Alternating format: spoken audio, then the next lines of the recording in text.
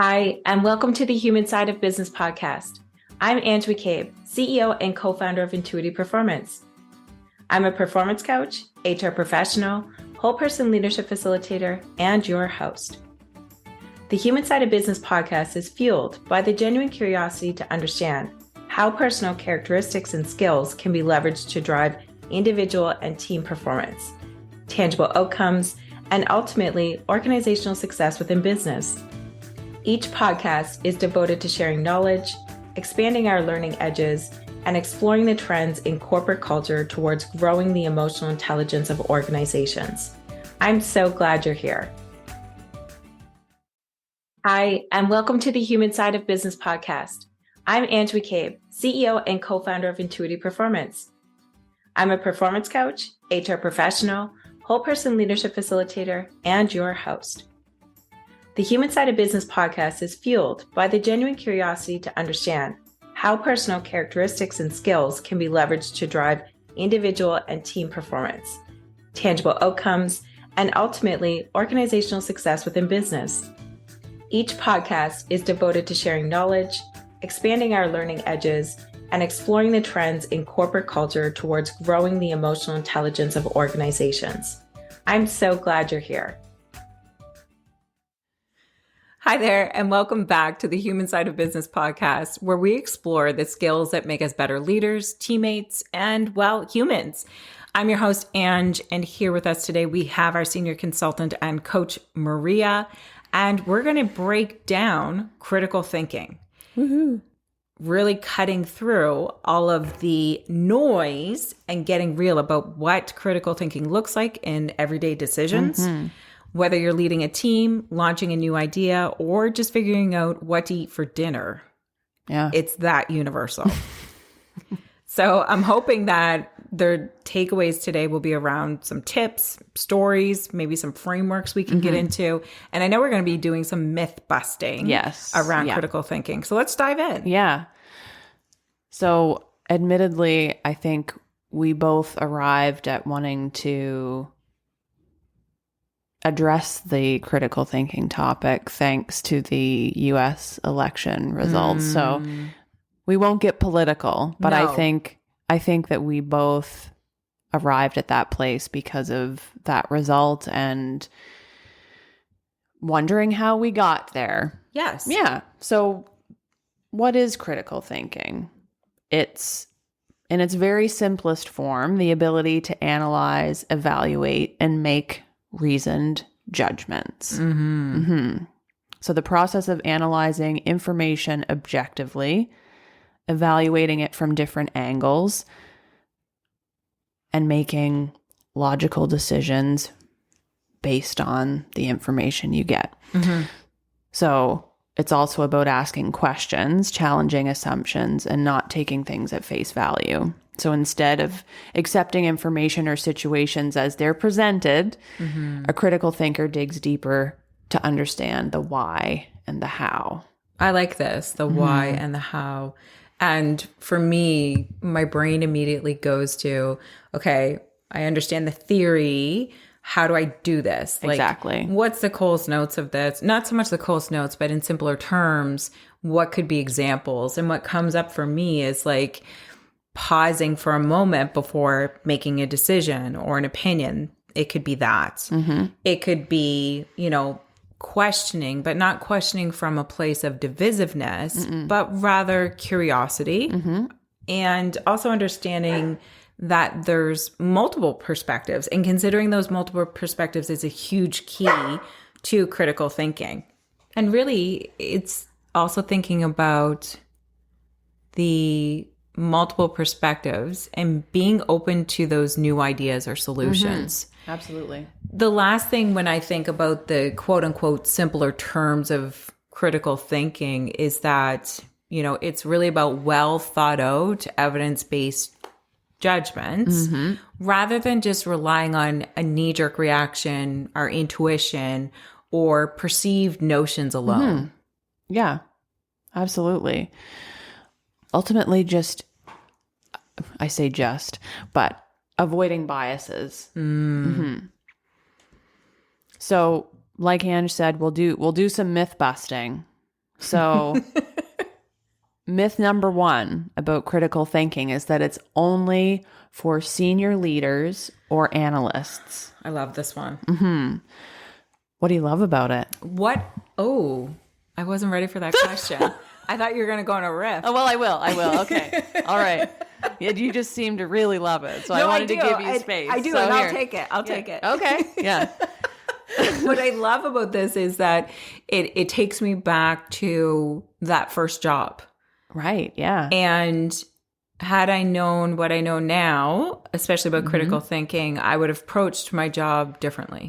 Was this your first HR related gig? Yeah. Yes. Yes. And for me, I was always reliant on, once I heard expectations and knew my boundaries, then I could feel comfortable and increase my confidence around doing something. What I needed, which I didn't realize, was to also understand that my ideas were valued, to be brought to the table, and Absolutely. that I was expected to have this so-called skill, critical thinking.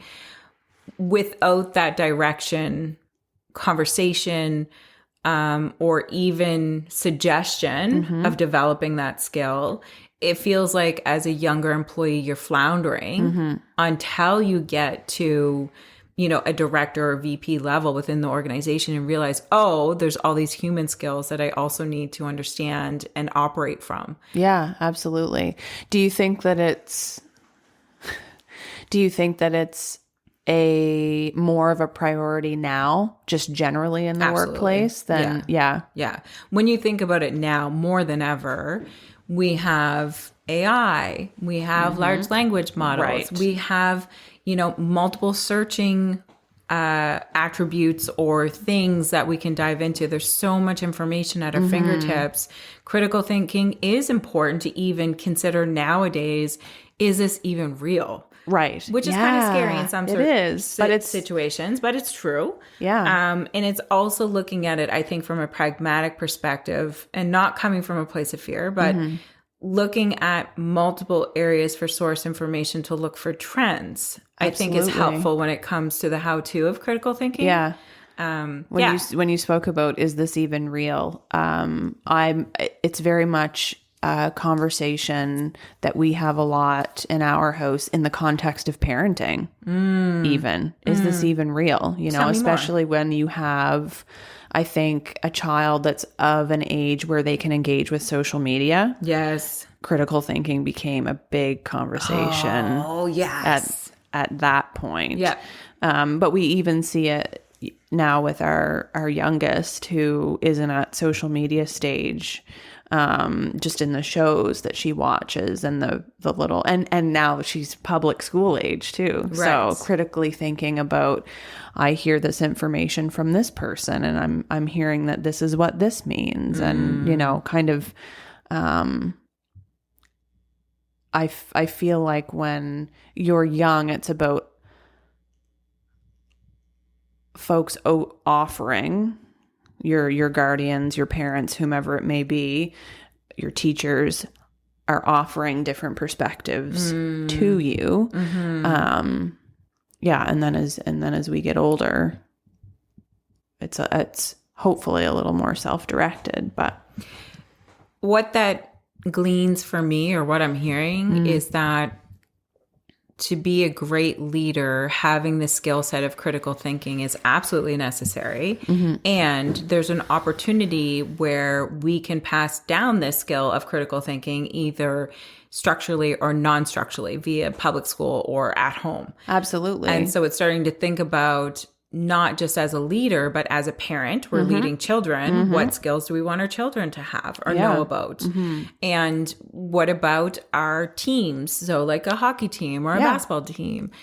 Critical thinking is applicable in every area. And there's a need to raise more awareness about critical thinking as well as other skills that can set us up for success in the long term. Absolutely. Just, are we considering all sources here? Yeah. And maybe that's not always possible, but at least more than one. So that leads into myth number 2, which is critical thinking means being cynical or negative, which I really I like all of these, but I think because the word critical is in the term, Yes. and perhaps folks that maybe aren't so willing to be as open-minded hear even the term as something that's negative. It's not. It's absolutely being not. cynical or negative. No. It's about doting everything. It's not about doting everything or finding flaws. It's about curiosity. Like we said in the beginning, curiosity, open-mindedness, a willing to explore different perspectives. You just want to gain a better understanding, not to undermine or discredit ideas. Absolutely. Absolutely. And this is a really important one when it comes to critical thinking, because oftentimes people think that there needs to be a right or wrong. Yes, exactly. Versus looking at it from a perspective like Covey. Okay, so basically it's about Covey's leadership model. And in part of that, it's win-win or no deal. Right. And so it's looking at it from a perspective of how can we understand, and I'm thinking about this in a real work situation. So when we're utilizing critical thinking and demystifying the cynical or negativity to it, it's not about you're right, I'm wrong, black or white, but rather hearing both sides of the table, looking at multiple sources, and then looking at validating ideas versus discrediting them. Yeah, absolutely. I really liked the I'm right, you're wrong, because I also do think that that's a bit of a defense mechanism that goes up when people hear critical thinking, is that it's about that, but it's not. So myth number 4, critical thinking is time consuming and impractical in fast-paced environments. Wrong. We need a buzzer. We do. Well, it's true that critical thinking often involves taking a moment to reflect. It doesn't have to be a lengthy process. So it actually helps streamline decision making by quickly identifying key issues and avoiding costly mistakes. So it's about making the time to ask the right questions, sure.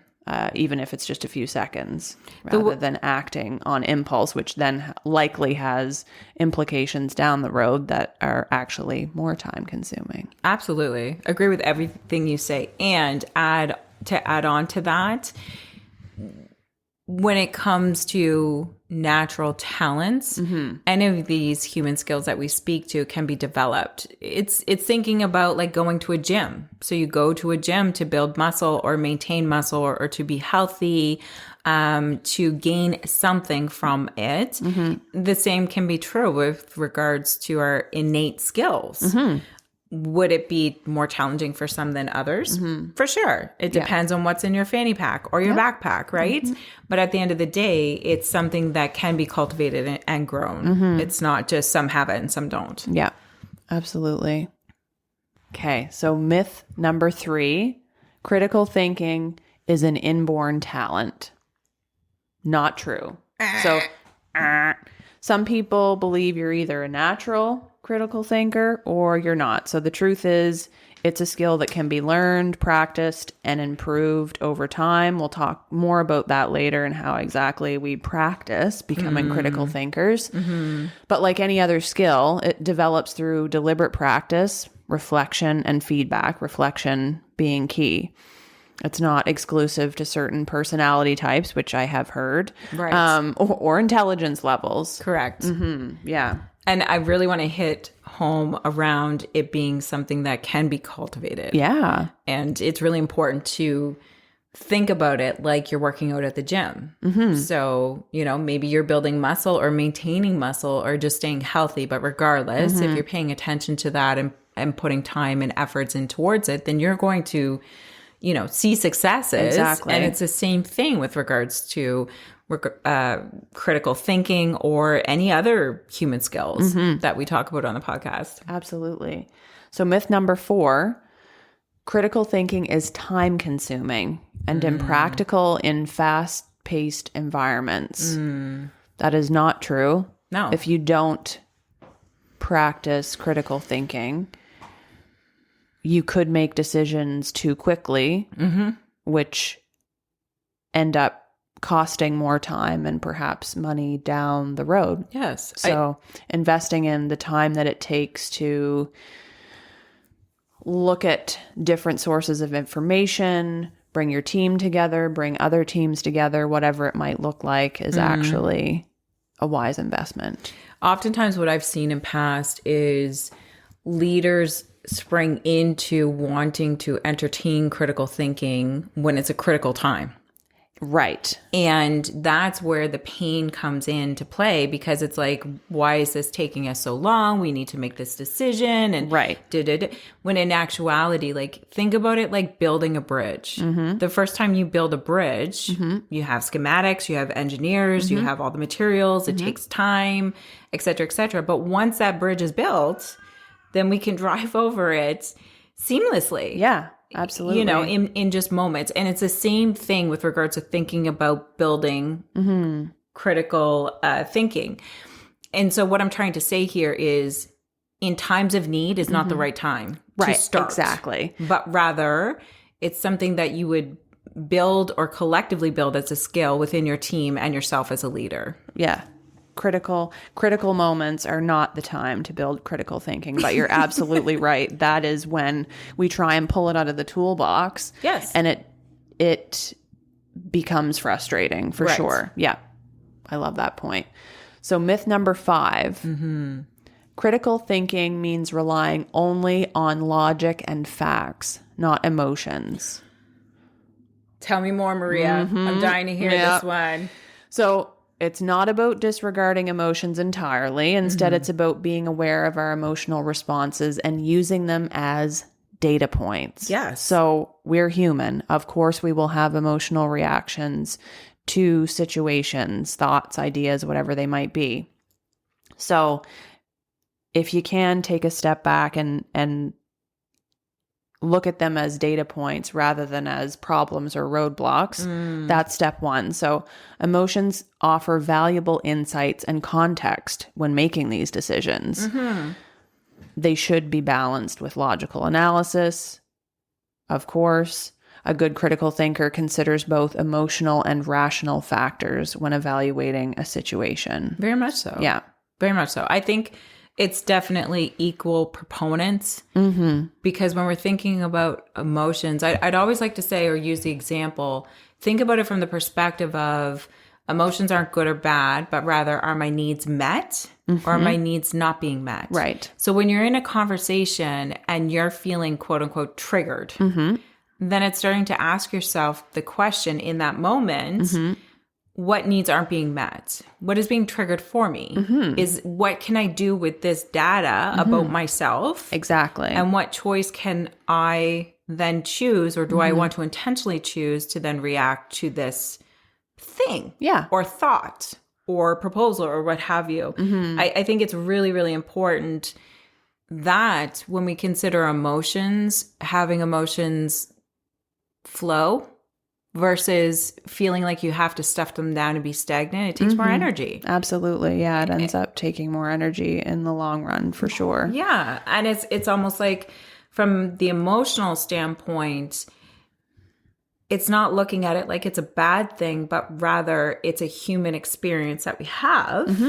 And it's our job to understand them as data points, so then we can make other decisions that fit within the business realm or the decision that we have to make it as a leader. Yeah.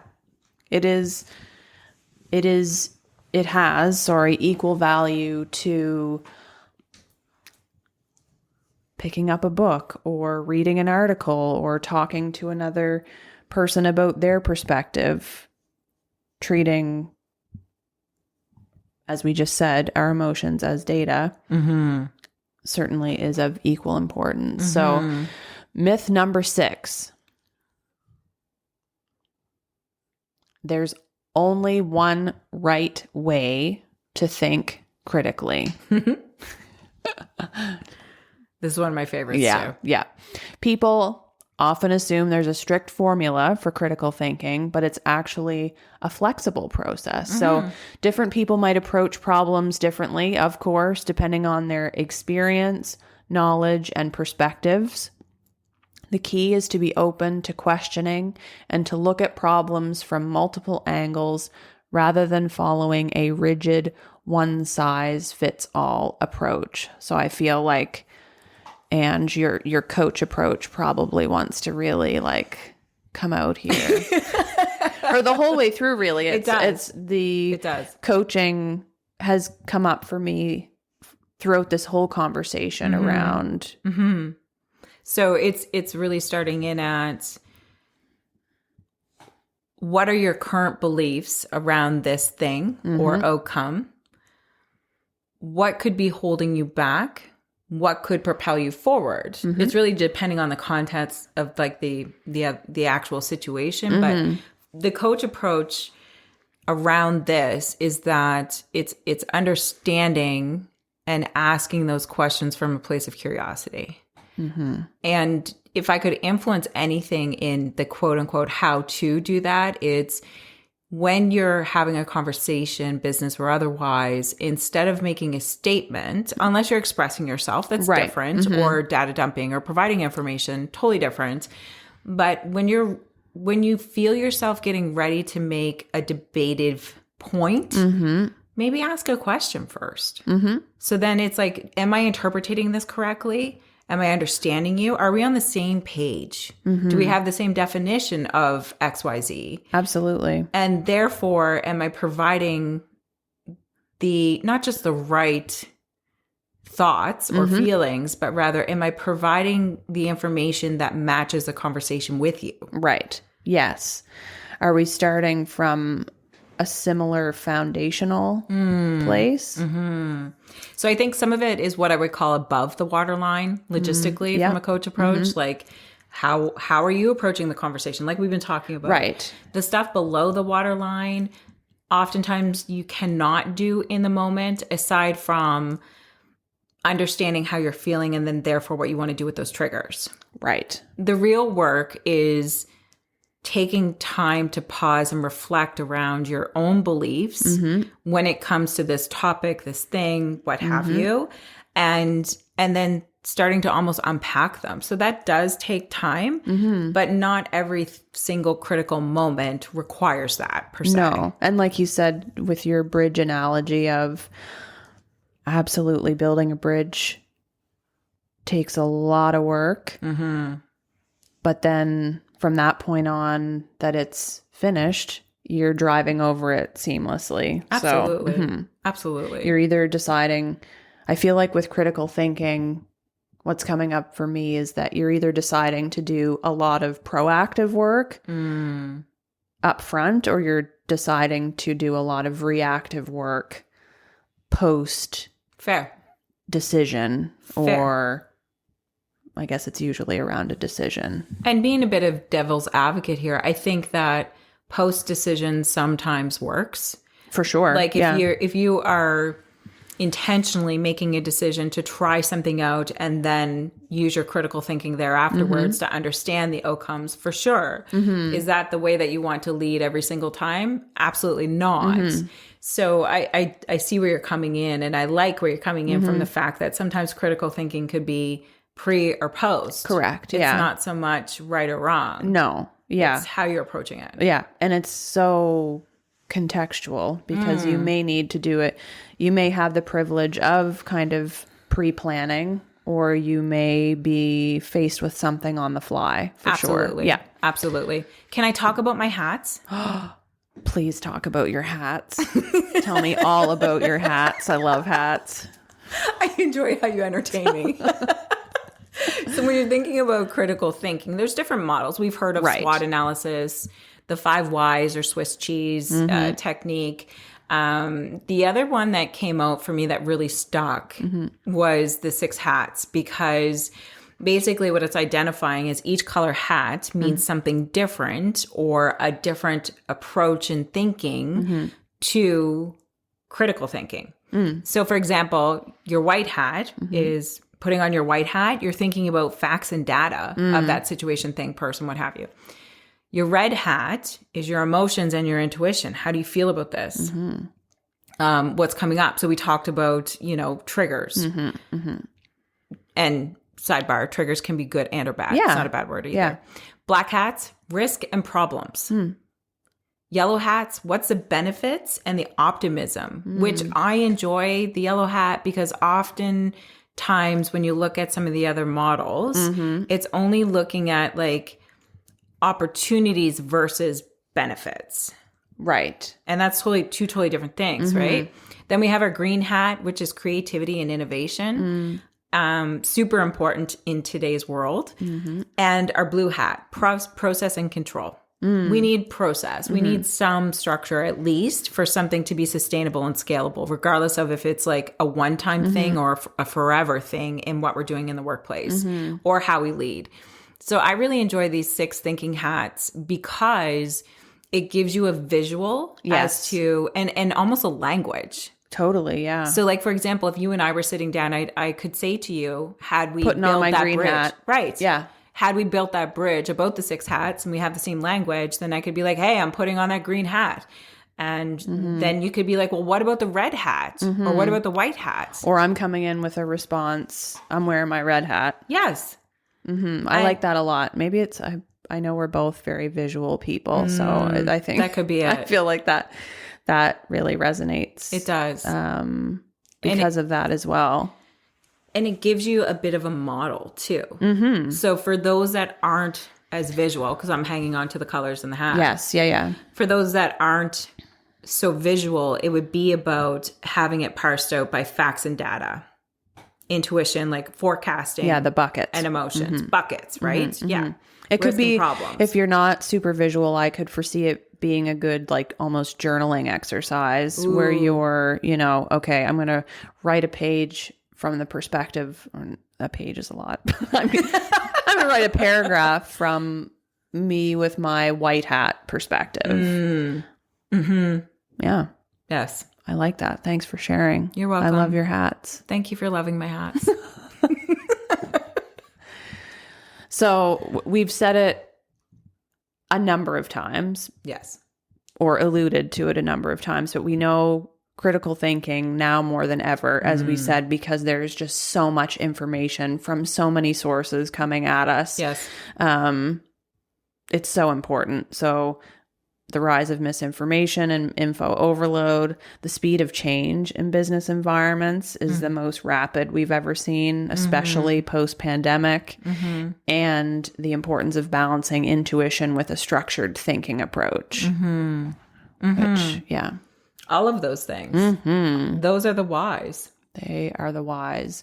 So we'll quickly go through the core components of critical thinking, and then we'll get into barriers and just then how do we actually build the skill. So I just want to jump in there for a second. When we're thinking about the core components, it's really coming in at it from the lens or the perspective of how can we use these proponents that we're going to now talk about to really navigate those complex problems more effectively. Exactly. Yeah. And I feel like you can listen to this list and really just see which ones resonate. I don't think it's meant to be, we don't want this to sound like a checklist. No, and it's not exhaustive. No, exactly. So first is observation. Enhancing awareness to accurately perceive and interpret information. And then interpretation, which is understanding and explaining the meaning of information or experiences. Putting on my coaching hat. The how-to in interpretation is asking a question or saying a statement like, hey, Maria, I understand this to mean XYZ. Yeah. So I'm being vulnerable enough to kind of put my own cards on the table to say, this is what I see. And it gives you an opportunity to validate, debate, or confirm. Right. Right? Yep. So, yeah, I like that. Yeah. And then there's analysis. So examining ideas and identifying arguments to understand their structure and relationships. Then there's inference, which is drawing conclusions from the available information that you have. Right. Then there's evaluation, where you're assessing the credibility and relevance of the information and the arguments. Another E word, we have explanation. So clearly articulating your findings and reasoning. I feel like we're going to talk about Sesame Street. Sorry, that's why I started laughing. Now we're mixing it up with the next one. Self-regulation. Yes. I'm all over this one. Yeah, you are. So yeah, you are. we know from an emotional intelligence perspective, when it comes to self-regulation, it's like one of our quotients, I should say. And that's really about understanding our own beliefs and how that's impacting our actions. And so when it comes to self-regulation is not just being able to control your emotions, but also being able to ride the wave through emotions, good, bad, or indifferent, because they're all there to feel and have, and make an intentional decision as to how you want to impact the person or people on the other side of that. Right. Yeah. So, for example, if I was super excited, like over the moon excited about an idea, and I know that Maria is analytical and we're getting into this construct of critical thinking together, I would make sure that I'm regulating myself to say, hey, I'm super excited about this, but I'm going to hold that until the end of our conversation and we unpack things, because I want to hear your opinion too. So it's not about me taking up all the space in the room with my excitement and spending an hour and a half telling you how excited I am, because that could be a bust of a meeting. Right. And it could frustrate other people. The thought process around self-regulation, again, is really just to ensure that we understand ourselves and therefore how we impact each other, and the choice around adjusting our beliefs and or actions when necessary. That could be a whole other episode. Oh, that could be a whole other episode. Certainly resonates right now.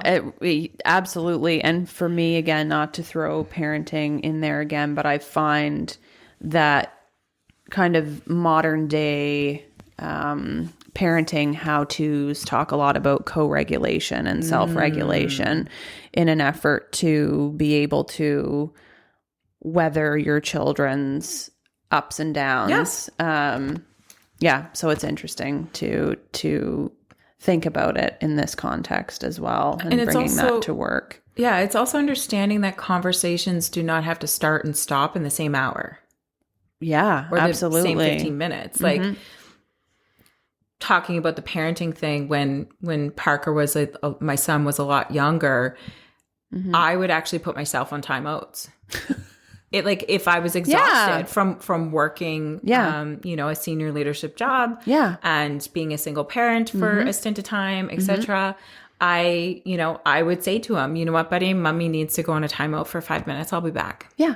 Just need a breather to be able to support you. Yes. Objectively, productively, whatever that might look like. Because my mood, personality, whatever, is not your problem. Right, exactly. Nor do I want to put that on you. And I've carried that into a lot of meetings and other conversations. Again, wishing in past that I would have had that. Because I wasn't always self-regulated. If I was passionate about something, you knew I was passionate about it. Well, and I think arguably many of us in personal and professional context are not self-regulated. But again, that could be a whole other episode. Fair. But that leads nicely into the next one, which is open-mindedness. So just being receptive to different viewpoints and willing to consider alternative perspectives. I paused there because I keep saying just, and I feel like it reduces how big of a task or how big of an exercise being open-minded can be for some people. So, but a big component. And I think curiosity goes hand in hand with open-mindedness. Yes. And that flows nicely into problem solving, the Yeah. next one, eh? Mm-hmm. Yeah. Because with open-mindedness and or curiosity, that's a gateway to problem solving. Exactly. And then, so the gateway to problem solving and ultimately, hopefully, then decision making. Very much so. Yeah. Yeah. And so when we come full circle in these, we've talked about 10 core components. Mm-hmm. How would you suggest that managers and or leaders approach this in their day-to-day? Mm-hmm. So I want to answer that through talking about the main barriers All to right. critical thinking. Let's do it. Okay. So the three main barriers being cognitive biases, Mm-hmm. time pressure and decision fatigue, Mm-hmm. and groupthink and organizational culture. Mm-hmm. Again, as I move through these, I think all of them could be their own episode. Yes. Mm-hmm. Yeah. So again, those were cognitive biases, time pressures and decision fatigue, and groupthink and organizational culture.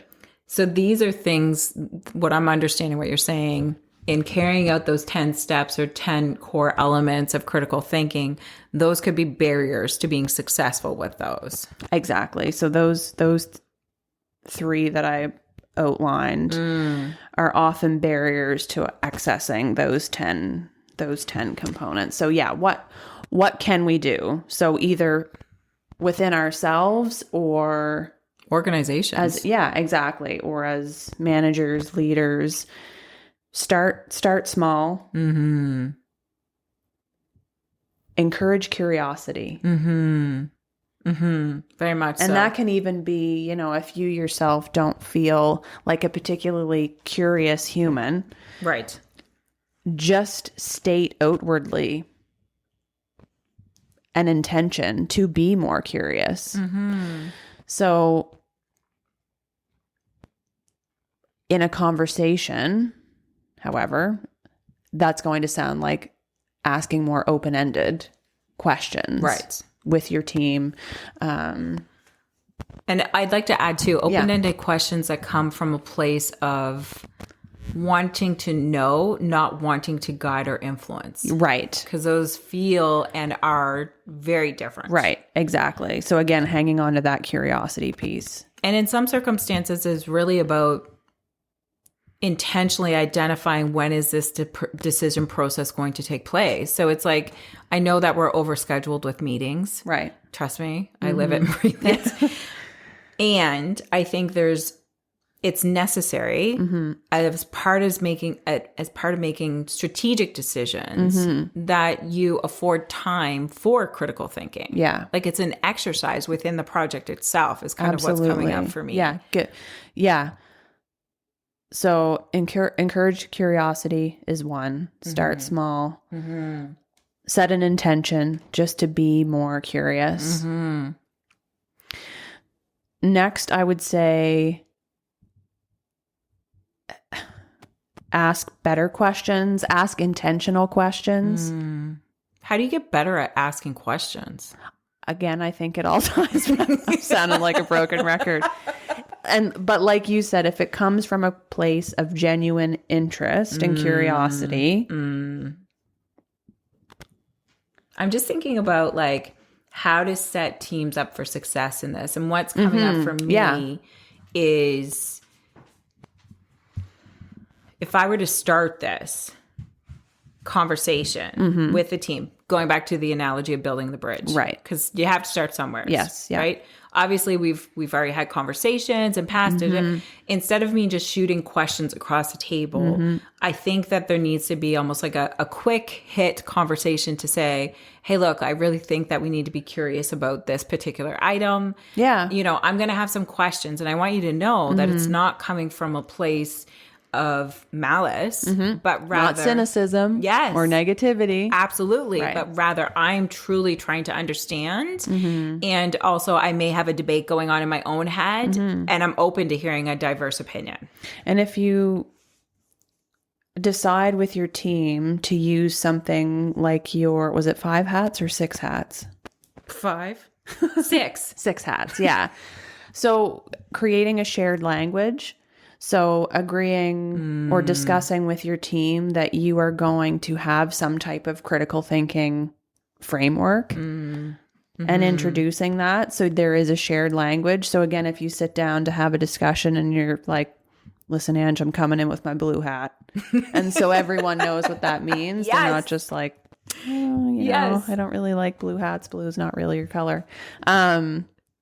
Creating a shared, picking a framework, creating a shared language around the framework, and just seeing how that goes. So that's ask, I don't like the word better questions, but ask, I guess, more intentional questions. And setting up the environment to do so. Exactly. Yeah, I definitely think that critical thinking can be looked at as an individual skill and as part of an organizational culture. Absolutely. Yeah. Yeah. I would put a lot of emphasis on the latter because it would make it a lot easier for employees, because some of us are introverts, some of us are extroverts, right?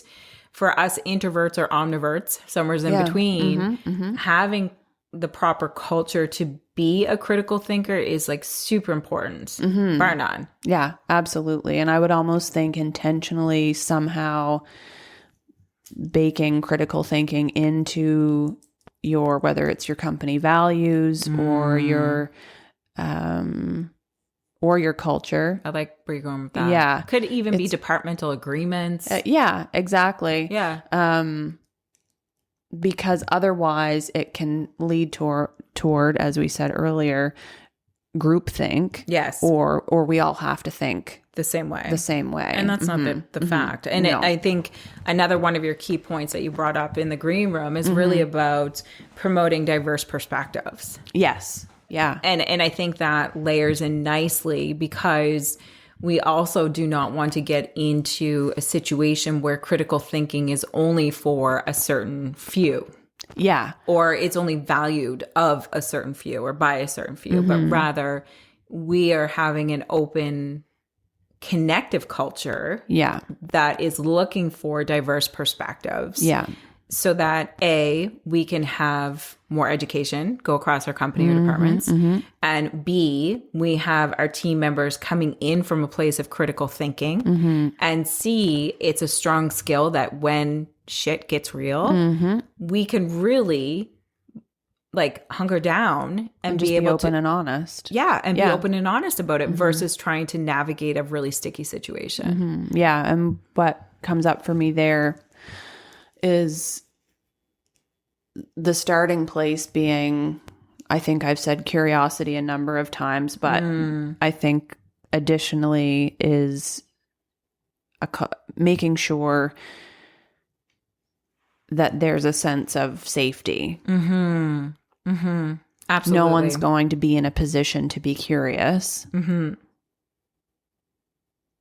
and have tough conversations if there's not a sense of safety in doing that. So very much so. I guess I would maybe add on to what I said earlier in response to your question.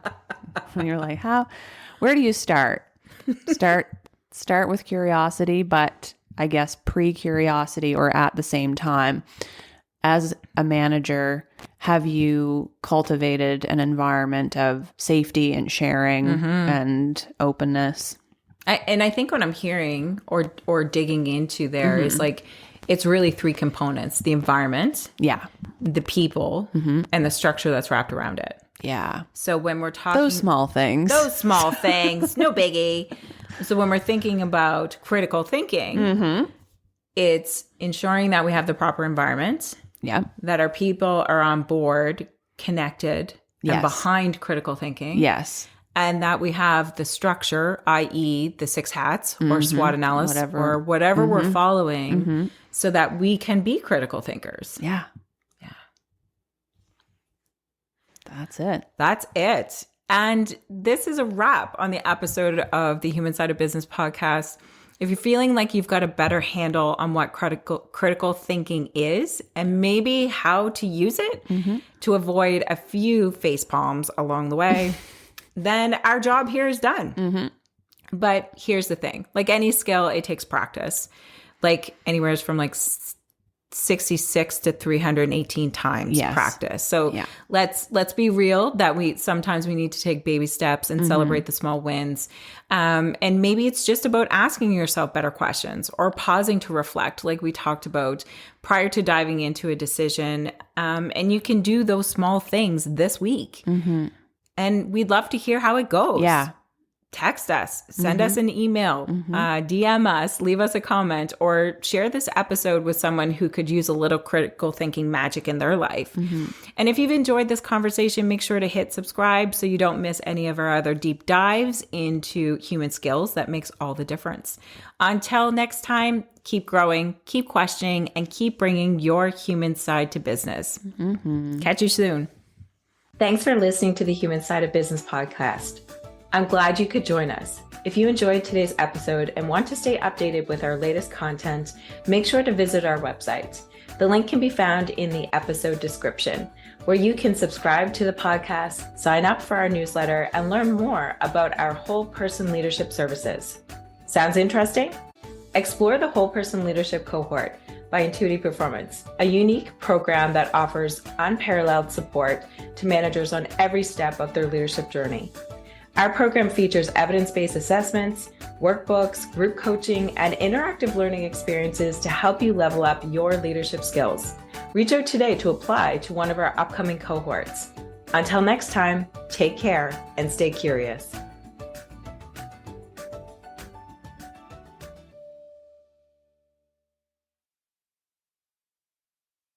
Thanks for listening to the Human Side of Business podcast. I'm glad you could join us. If you enjoyed today's episode and want to stay updated with our latest content, make sure to visit our website. The link can be found in the episode description, where you can subscribe to the podcast, sign up for our newsletter, and learn more about our whole person leadership services. Sounds interesting? Explore the Whole Person Leadership Cohort by Intuity Performance, a unique program that offers unparalleled support to managers on every step of their leadership journey.